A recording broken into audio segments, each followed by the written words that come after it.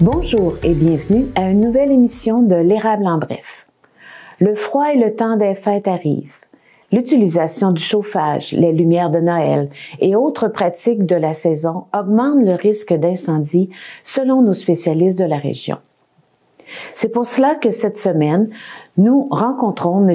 Robert Provencher, directeur de la sécurité publique de la ville de Plessisville.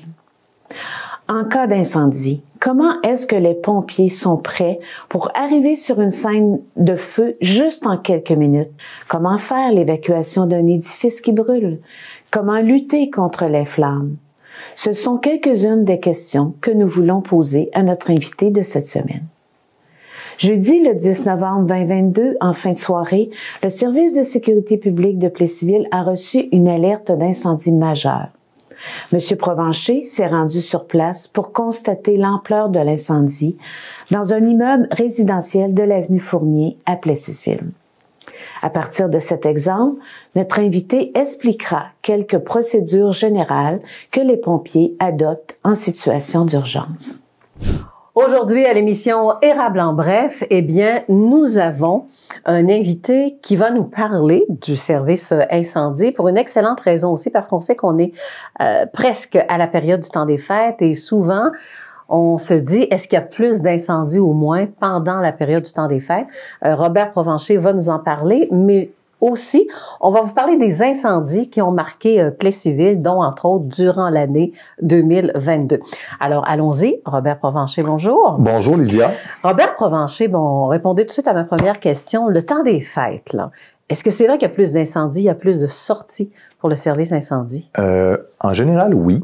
Il y a plus d'incendies parce que les gens, il y a plus de voyagements.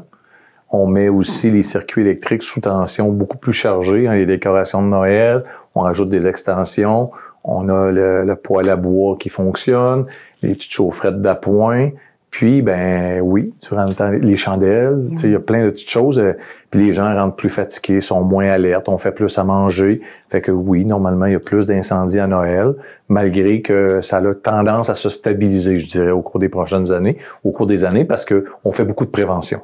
Et j'aimerais vous présenter, vous êtes directeur aussi du service de sécurité publique pour la ville de Plessisville. C'est exact. Parfait.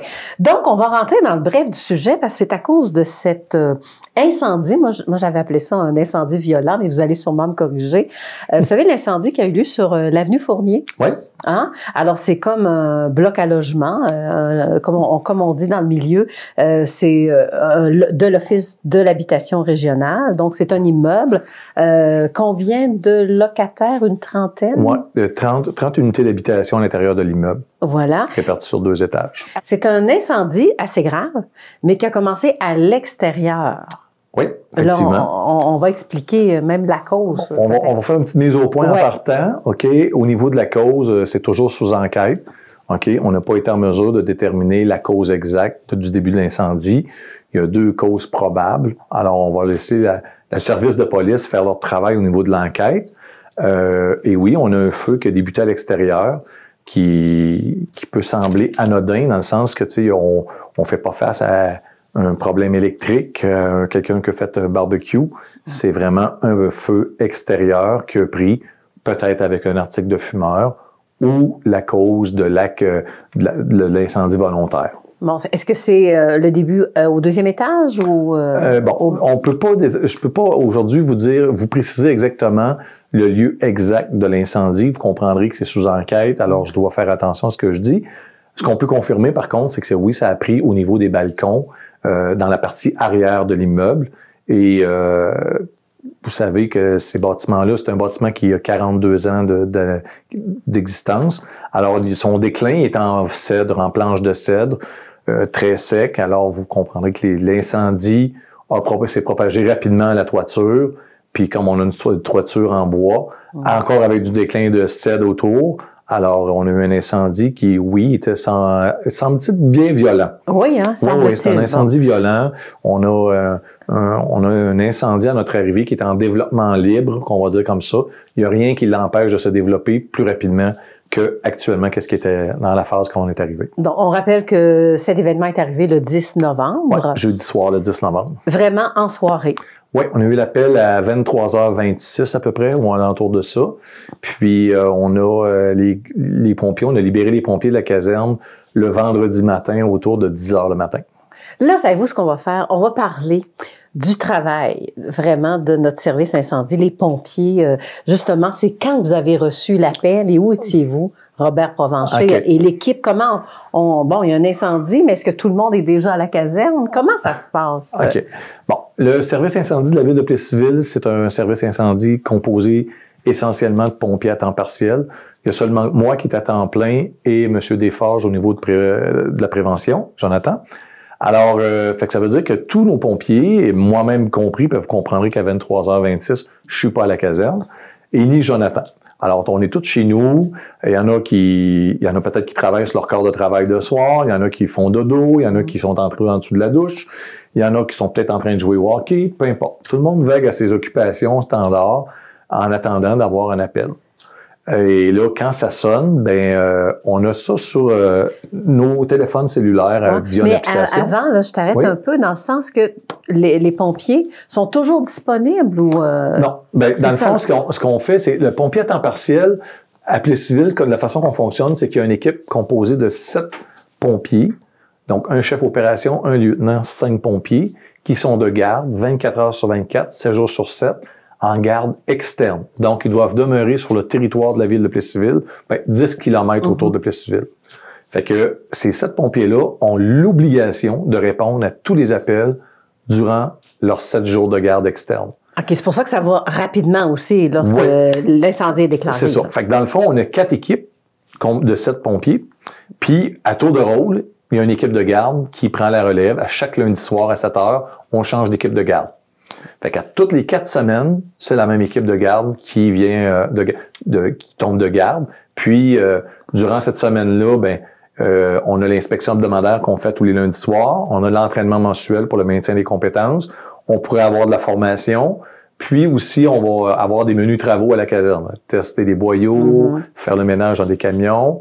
Fait que, on fait tout ça. Oui. Bon, là, on revient à votre cellulaire, là. Donc, que fait Robert Provencher? Il reçoit vous êtes le premier à recevoir l'appel en tant que directeur. Non. C'est la caserne. C'est pas la caserne. Non. C'est la façon qu'on fonctionne, c'est que tous les pompiers reçoivent l'appel en même temps. Ah, la rapidité d'exécution. C'est vraiment, tout le monde reçoit l'appel en même temps. La seule différence que ça fait, c'est au niveau de l'appel initial, c'est qu'en fonction de la catégorie de risque du bâtiment, il y a un certain nombre d'équipes qui sont appelées dès l'appel initial. Les autres équipes sont appelées selon le code que l'officier de garde va donner à la centrale. Puis en fonction aussi de l'information que la centrale va nous fournir. Donc, le code, c'était quoi? Un exemple. Oui. Un exemple. Dans le code du 1675 Fournier, on nous a appelés, dans un premier temps, pour un feu d'un fil électrique près d'un balcon pour une résidence à l'intersection des rues Désérable. Ça, c'est la première information. Oui. Désérable et Saint-Calix. Donc, on se situe à Plessisville, c'est proche de l'église. Fait que ceux qui connaissent Plessisville, on n'était pas tout à fait dans le bon coin. On n'était pas loin, mais on n'était pas à bonne place. Fait que ça, c'est la première information. Alors, dès cet appel-là, comme ça touche une résidence qui était considérée comme un risque faible, donc, c'est 2 équipes qui sont appelées. Donc, l'équipe de garde et la deuxième équipe. Alors, comme je disais tantôt, les 7 premiers pompiers d'équipe de garde ont l'obligation de se présenter. La deuxième équipe de garde, là, c'est le bon vouloir des gars qui veulent se présenter et des filles, bien sûr. Alors, on peut ramasser 5, 6 ou 2 pompiers de la deuxième équipe. C'est ça qui fait en sorte qu'a fait notre force de frappe. Fait que là, on n'avait pas de feu confirmé parce que personne nous donnait l'information qu'il y avait des flammes et de la fumée, puis ça touchait pas nécessairement une résidence. Ça disait près d'un balcon. Fait que nous, on s'imagine, chez nous, vous vouliez savoir ce que je faisais, j'étais couché. OK? Fait que là, tu reçois ça comme information. Tu dis, bon, un fil électrique dans un poteau électrique, des flamèches, proche d'un balcon. On n'a pas d'information qui nous dit qu'il y a une propagation au bâtiment. Donc, on garde le protocole des 2 équipes qui se mettent en place pour se déplacer pour l'appel. Mais vous comprendrez que ça se déroule vite. Oui, ben c'est ça, là. Là, c'est ça. Fait que là, Robert, il se lève pour rembourser sa radio portative, son téléphone, parce qu'il ne veut pas réveiller sa conjointe, les enfants. Fait qu'on s'en va vite dans la salle de bain. On s'habille. Puis quand je vous dis s'habille, c'est pas chemise, cravate. C'est jogging, t-shirt, une paire de bas. Puis après ça, je descends, je vais dans mon garage. Ouais. J'ai mon habit de combat incendie, mes bottes, mon casque, tout ça, est dans le garage. Ah, on va pas direct à caserne. Tout a changé. C'est pas comme dans les films. Pour moi, non. Oubliez le film Backdraft, Lydia. Il faut revenir dans les années 2022. Oui. Fait que là, moi, je m'habille chez nous, j'embarque dans la camionnette du service et je me rends directement sur les lieux. Mais j'ai même pas le temps d'embarquer dans la camionnette que j'ai un de mes pompiers qui m'appelle sur mon cellulaire. Il demeure sur l'avenue de Guise. Et de son condo, il voit les flammes sur la rue Fournier. Et là, il me donne l'information. Robert, c'est pas sur l'intersection de Désérable puis Saint-Calix, c'est le 1675 Fournier et ça flambe beaucoup. Alors, merci, mon ami Simon. Et puis, à partir de là, je donne l'information à Centrale. Je demande une alerte générale, donc, pour que les 4 équipes soient appelées sur les lieux de l'incendie. Bon, ben ça, c'est avant que les pompiers arrivent. Ah oui, donc sur la rue de Guise. Puis, on voit un feu en développement sur le toit.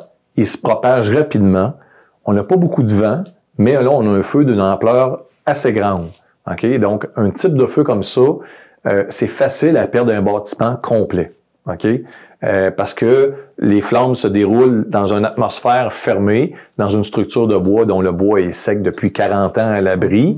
Et puis, on leur offre une place privilégiée pour se développer. C'est dans un entretoit où il y a beaucoup d'air, beaucoup d'apport d'air, de changement d'air, et là, le feu se développe rapidement. Donc, il y a beaucoup de fumée, là. Beaucoup de fumée et beaucoup de flammes. Beaucoup de flammes, beaucoup de fumée. Beaucoup de fumée, beaucoup de flammes. Maintenant, vous arrivez à ce moment-là sur place. Oui. Et là, depuis le début qu'on parle, combien ça vous a pris de temps, tout ça, là? OK. À partir du moment où on reçoit l'appel et que j'arrive sur les lieux, il s'est écoulé environ 8 minutes.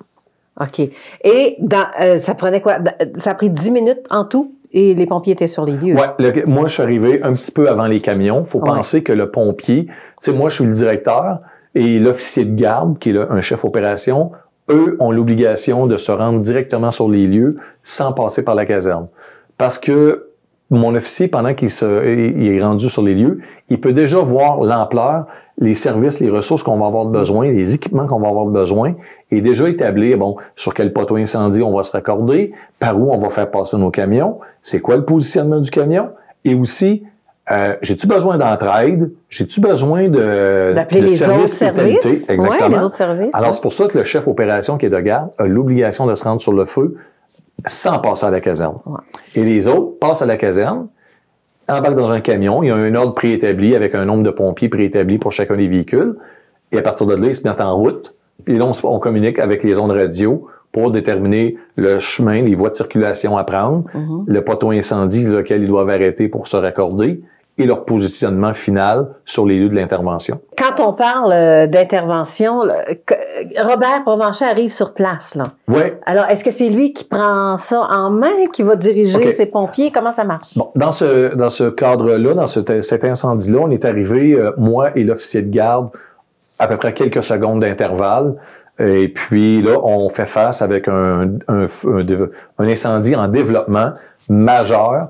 Et on voit qu'il n'y a aucune évacuation qui est faite dans le bâtiment. Mais les locataires sont sortis, là. Hein? Quelques-uns sont sortis. Quelques-uns sont sortis. Mais, tu sais, comme nous, on peut pas prétendre que tout le monde est sorti. On doit s'en assurer.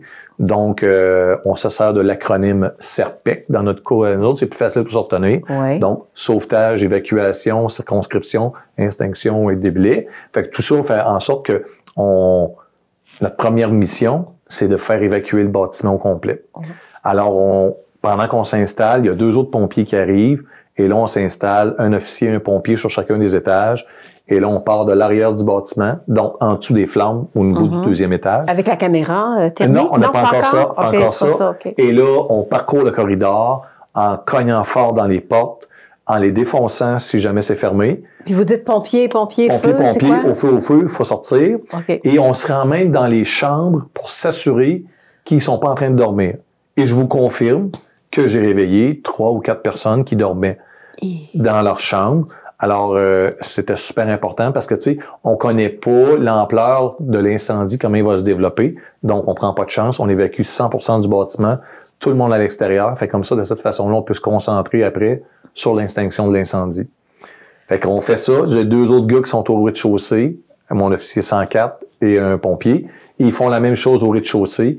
Et là, on se rejoint dans le secteur 5, qui se trouve être à l'avant du bâtiment, pour se confirmer qu'on a vraiment visité toutes les portes et que tout le monde est sorti à l'extérieur. Et tout ça se fait calmement, là. Hein? Calmement, mais rapidement. Je dirais tout le temps, tu sais, il faut le faire rapidement, mais il faut le faire de façon systématique. Comme un robot. Il faut toujours faire la même affaire pour pas rien oublier. Puis, je dis tout le temps à mes pompiers, il faut être programmé pour faire toujours le même geste parce que quand on arrive face à un incendie de cette ampleur-là, c'est facile pour quelqu'un, un être humain, de perdre le contrôle. Ben c'est ça, l'état de choc, là. Hein? Oui, puis même comme nous autres, comme intervenants, on fait face devant un grand incendie, puis on dit « Oh, OK. Et là, moi, j'appelle ça une maladie, mais c'est pas une maladie, là, OK? Partez pas en peur avec ça, je viens pas d'inventer une maladie. J'appelle ça la rectomyopie. C'est, tu sais, tu viens tellement nerveux que tu oublies, tu sais plus ce que tu dis, tu oublies ce que tu as fait, ce que tu as à faire. Et là, tu perds tous tes moyens. Et c'est ça qu'il faut pas faire comme pompier, comme un premier intervenant, parce que faut que ça soit fait de façon méthodique. On a des opérations à faire dès le début, en cours de route. Il y a des affaires, des étapes à faire, et on doit les faire. Je vais vous donner le plus bel exemple.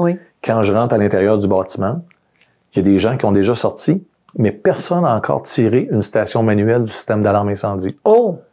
Mais c'est normal ou quoi? Ben, c'est normal dans un sens que les gens étaient probablement nerveux. OK?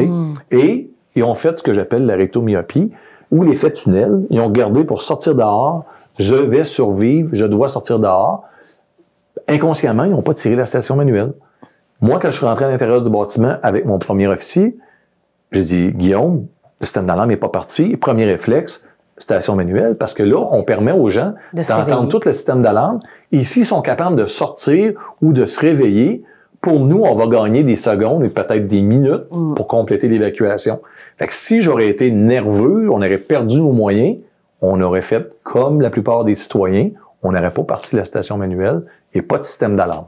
On voit le camion échelle qui est rentré, qui est venu se positionner. On voit les premiers pompiers sortir les lances incendie qui se dirigent pour aller circonscrire l'incendie, commencer l'extinction en arrière du bâtiment où il y a lieu l'origine de l'incendie.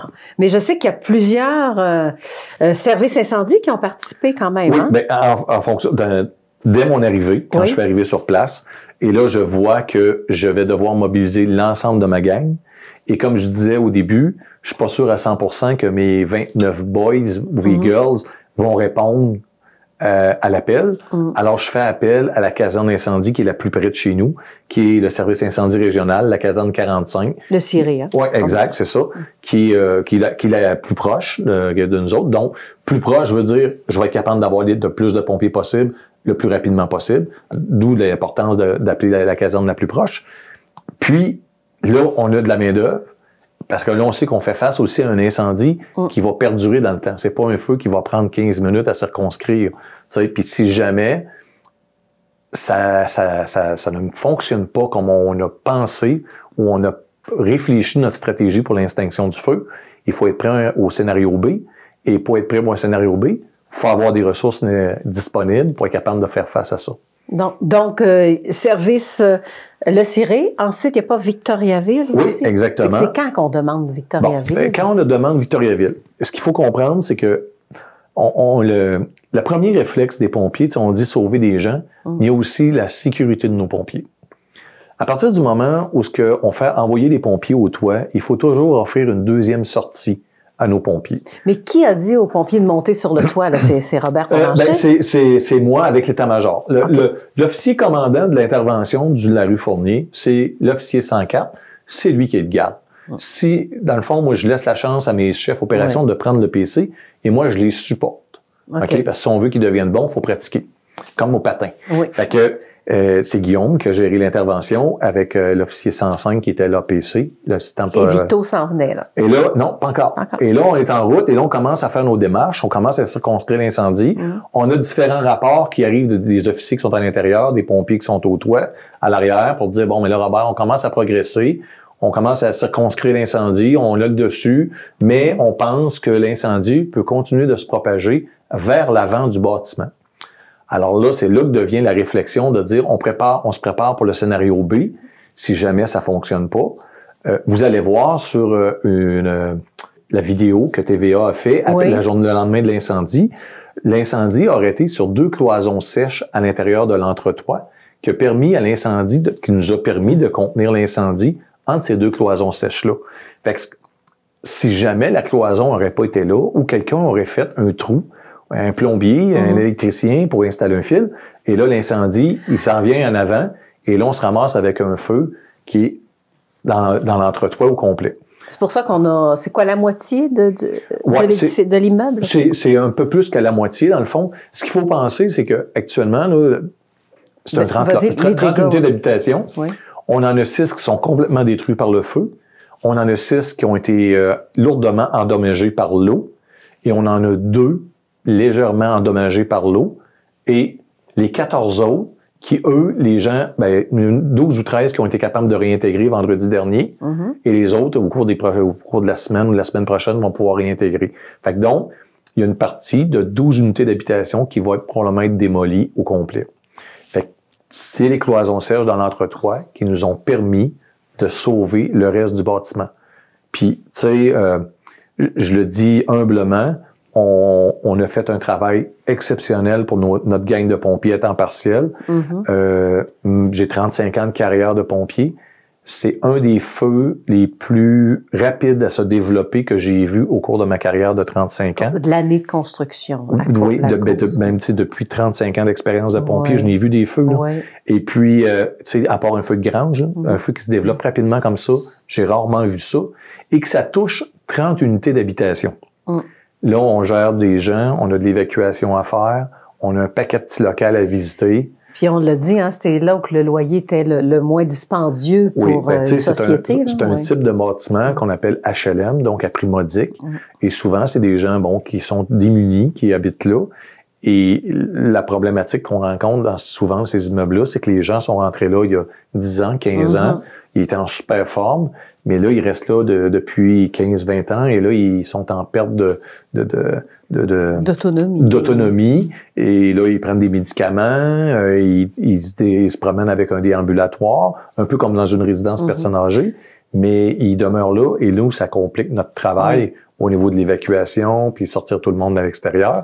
Mais ça, dans l'ensemble tout, ça a super bien été. Puis là, on sait que la cause est suspecte parce qu'avant de terminer, je veux quand même qu'on fasse une différence parce que, bon, il y a quand même eu plusieurs incendies dans ce coin-là. Hein? À un moment donné, c'était la rue Saint-Alfred, là, il y a l'entrepôt de la ville, finalement. Puis il y avait les parasols du Beer Garden qui étaient en paille. Ça a été brûlé. Après ça, il y en a eu... Je pensais que c'était pas loin de la polyvalente, mais c'est pas... Vous m'avez corrigé. Effectivement, à Plessisville, malheureusement, depuis quelques années, on a des incendies, plusieurs incendies, même, je dirais, dont l'origine est suspecte. OK? Et nous, dans notre cas, dans le fond, on a comme responsabilité, comme service incendie, de déterminer le lieu d'origine et la cause. À partir du moment où on n'est pas capable de déterminer la cause, où on pense qu'il peut y avoir un geste volontaire, on a l'obligation de le transférer au service de police pour enquête. Et oui, on en a plusieurs, malheureusement. Fait que, effectivement... Est-ce que c'est un pyromane? Parce qu'on a déjà parlé dans le sens... C'est un pyromane ou un incendiaire? Un pyromane, c'est une personne, souvent, qui va le faire pour l'argent. OK? Et puis, qui va faire ça pour faire du trouble à quelqu'un. OK? J'aime pas un monsieur, je vais faire une passe d'assurance. Tu me donnes 5000 pièces pour aller mettre un feu à une place. On appelle ça un pyromane. OK? Un incendiaire, on parle plus d'une personne qui a un problème de santé mentale, souvent. Et eux, ils font ça par jouissance. Maladif, là? Oui. C'est une maladie et c'est les plus dangereux. Parce que ces gens-là, souvent, ne connaissent pas le domaine de l'incendie. Fait qu'ils vont commencer par allumer un petit incendie. Ah, c'était super beau. Puis je me suis pas fait pogner. Je vais en allumer un petit peu plus gros. Et je vais en allumer un petit peu plus gros. Puis jusqu'à temps qu'à un moment donné, on arrive peut-être avec un incendie majeur, on va se ramasser avec un décès. Fait que c'est pour ça que c'est important d'alimenter notre service de police à chaque fois qu'on a quelque chose. Puis si les gens ils voient du monde suspect ou c'est important de donner l'information pour qu'on réussisse à mettre la main sur le monsieur ou la madame pour être capable de l'aider parce que c'est une maladie mentale. Bon, on est déjà rendu à la conclusion de l'émission. Oui. Donc, pour terminer, ce qu'on peut dire, c'est que les pompiers, oui, peuvent connaître la peur. Quand on voit des incendies comme ça, il faut aller rapidement. Oui. Puis j'ai appris un mot, dans le fond, pour ceux qui... on ne sait plus du tout ce qu'on est, on ne sait pas quoi faire. Il y a quelqu'un, il faut qu'il nous dise, partez, envoyez l'eau. Là, oui, c'est ça. Puis c'est pour ça, c'est développer des automatismes. C'est vraiment ça le truc. C'est comme quand il dit, t'embarques dans ta voiture, tu n'as plus besoin de savoir quelle clé prendre pour la rentrer dans la serrure. Dans ce temps, même on pèse sur le piton. Comme pompier, c'est ça qu'il faut développer. Il faut développer des réflexes qui se font de façon automatique. En tout cas, merci beaucoup, Robert Provencher. On apprend à mieux connaître le métier en même temps de pompier. Oui, puis si jamais, les citoyens sont intéressés à entrer pompier, que ce soit à Plessis-Ville ou dans une caserne du service incendie régional de l'Érable ou à Princeville ou à Victoriaville, tout le monde peut devenir pompier. C'est juste qu'il faut avoir une passion et aimer le travail d'équipe, mais travailler dur physiquement, parce que c'est dur physiquement. Alors là-dessus, je dois conclure rapidement. Ça complète notre émission Érable en bref. Vous avez entendu sur le professionnalisme et la vitesse avec laquelle les pompiers agissent en situation d'urgence. Si vous êtes intéressé à devenir pompier bénévole, vous pouvez toujours contacter les services d'incendie de votre municipalité ou de la MRC de l'Érable. Et si vous voulez rester informé, n'oubliez pas de regarder nos émissions périodiques de l'Érable en bref et l'Érable approfondi de la TVC. Pour l'instant, passez une excellente semaine.